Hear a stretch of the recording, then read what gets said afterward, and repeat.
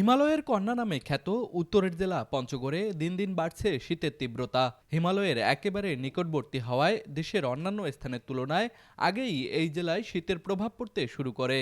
তবে এবার বর্ষা কাটার আগেই শীতের আগমন ঘটেছে এবং প্রতি বছরের চেয়ে দ্রুতই তীব্রতা বাড়তে শুরু করেছে।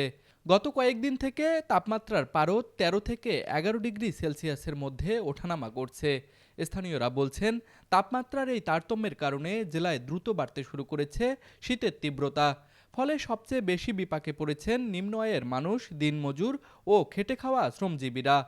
দিনের পর দিন মাঠে কাজ করায় ঠান্ডা তাদের জীবনে বাড়তি দুর্ভোগের সৃষ্টি করেছে। একই সঙ্গে গরম কাপড়ের অভাবে কষ্ট পাচ্ছে দরিদ্র পরিবারগুলো। বেচার মধ্যে বর্তমান নাই, শীতকাল পড়ছে, কেউ দেখে না। যদি কেউ কম্বল টম্বল দিত তো ভালো হইতো আর কি। আমরা বয়স্ক মানুষ, আমার খুব অসহায় মানুষ, আমার কাহা কম্বল টম্বল দেয় না।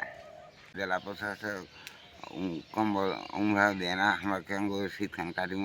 এদিকে আগামী সপ্তাহে তাপমাত্রা আরও হ্রাস পাওয়ার সম্ভাবনা রয়েছে বলে জানান তেঁতুলিয়া আবহাওয়া পর্যবেক্ষণ কেন্দ্রের ভারপ্রাপ্ত কর্মকর্তা।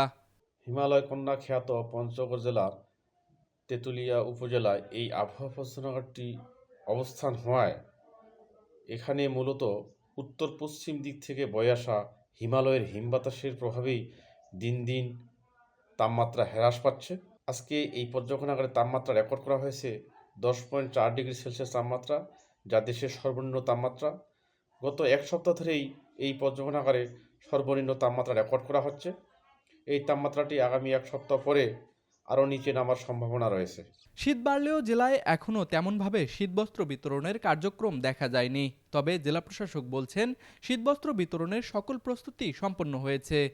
আমাদের বড় শীত বা সেই শীতের জন্য কিন্তু আমরা মোকাবেলা করার জন্য প্রস্তুত রয়েছি জেলা প্রশাসনের পক্ষ থেকে, এবং আমরা ইতিমধ্যেই ৩০ লক্ষ টাকা পেয়েছি এবং সেই ৩০ লক্ষ টাকা আমরা আমাদের উপজেলাগুলিতে ভাগ করে দিয়েছি এবং এই সপ্তাহের মধ্যেই আমরা কম্বল কিনে ফেলবো এবং এবং শীতের প্রস্তুতি হিসাবে আমরা যারা যারা শীতের পোশাক অথবা শীতবস্ত্র যাদের থাকবে না তাদেরকে আমরা দিতে পারবো। পঞ্চগড় প্রতিনিধি আবু সুফিয়ানের পাঠানো তথ্য ও চিত্রে তুষার আচার্য, ডেস্ক রিপোর্ট, RCTV।